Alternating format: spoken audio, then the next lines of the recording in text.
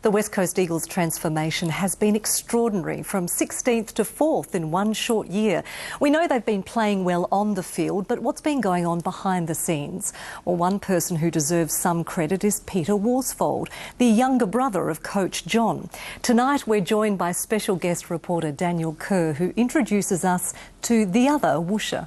Spins around on the right, kicks towards goal. Magnificent Daniel Kerr. One of the first things people ask me is, why are you guys playing so much better this year?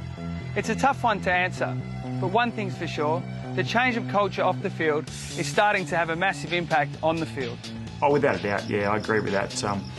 We were at a stage where we really had to put that work in, and as you know, Dan, we worked extremely hard in making this place a better place, and it was worth it. A shirtless Ben Cousins was arrested. The Eagles hierarchy were hauled before the AFL Commission in Melbourne. Everyone knows about the bad old days. We unreservedly apologise. We were playing well, making grand finals in 2005 and 2006, but it's fair to say that off the field we were in a bit of a mess. Things had to change, and they did. We believed that there was always going to be a link between being good citizens and appropriate behaviour off-field to playing good football on-field. You know the coach. Now, meet the other Worsfold, John's younger brother Pete. Yeah, well, I enjoy working with John. Certainly we were close and we've always been close. Pete Worsfold made a name for himself in the 90s, with 3 years at the Brisbane Bears, then as a premiership captain at South Fremantle. In 2007, Pete joined the Eagles. It was his job to come up with a program to turn us footballers into better citizens. The Core Values Committee, it's the strategy that they've come up with that is the real backbone of the program, and the chairman of the Core Values Committee, James McMahon, who's from the SAS regiment, he's been outstanding and has been a real driver of this program. When dealing with Pete, what are the main values that he tries to instil in our young players? Pete's very big on respect and honesty. Two pretty important traits in life. Shuey runs in. The young blokes like Luke Shuey don't really know any different. When he joined the club, the off-field programs were already in place. The culture so far since I've been here has been very strong and positive, and the people behind the scenes do a lot of work to try and keep it that way. So tell me how I can be strong for you. Pete Worsfold organised last year's life-changing trip to Cambodia. The first and second year players built houses for some of the world's poorest people. We're picking up the pieces.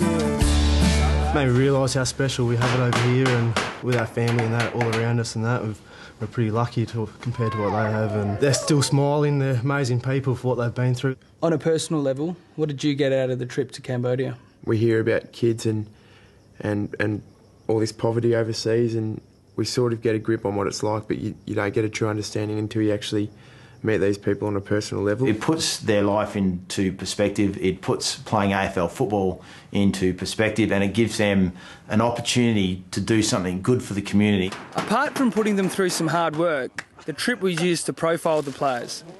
That profile is used as a base to see how they develop as people. The bonding that we saw from players by building houses for families and for young kids, which is going to help them survive, was unreal. I think we always thought back, when times are tough on the field, that there's other people doing it harder, and you're only out there for 120 minutes, and those guys are struggling for a lifetime. There's no doubt that it worked. The young blokes at our club are an incredibly tight-knit group, and they've turned that bond into some fantastic football. The old fellas like Andrew Embley haven't been too bad either. This will bring the house down. Degree of difficulty 10. What's your stand? Average shot, mate. So how would you describe the culture around the footy club these days? Yeah, it's a great culture. It's a winning culture at the moment. I know the playing group worked extremely hard to make the club the best club it can be, and we're all really proud of that. Embers joined the Eagles back in 1999, so in 13 seasons he's seen a fair bit. We had our issues a while back, but the majority of the group knew nothing about that, and they're working really hard at the moment to make this place the best place it can be. As a player, I must admit, a lot of the time we just want to focus on football. Take focus away at times, even going to final series, away from on-field and to focus on the off-field. I felt that certainly it was not so much rubbing the players up the wrong way, but I don't think there was a full understanding at times. On match day, Pete Worsfold is the bench coach. It's his job to manage rotations, but it's his work behind the scenes that will have a lasting impact on the club. In some ways, Pete's just one of the boys, but he's also an authority figure. If anyone does get up to any mischief, he's the one you call. If anything ever happens, he's the first person you have to call. Have you ever made that phone call? No, I don't think so. I'm a good boy. Both Wooshes were known for their toughness on the field, so there's one question I had to ask the boys. So who do you think is the tougher Worsfold? Whoa, the tougher Worsfold. Tell you what, it'd be a good blue. I'd back John in. But in saying that, Pete, yeah, he's nice and mad too. I'd love to play on the field somewhere on the other side of the oval, so I wouldn't want to get in between those two. As the coach, John gets most of the credit and it's well deserved. But hopefully now you know a bit about his little brother and the improvements we've made off the field.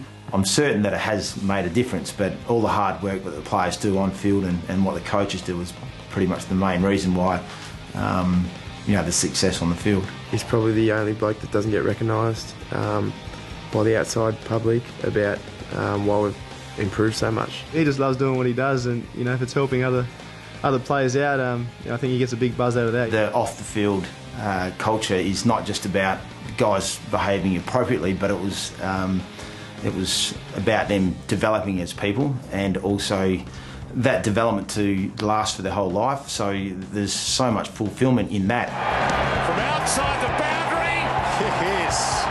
It does not get any better than this. Daniel Kerr with that report, and tomorrow night more on the Eagles' turnaround both on and off the field.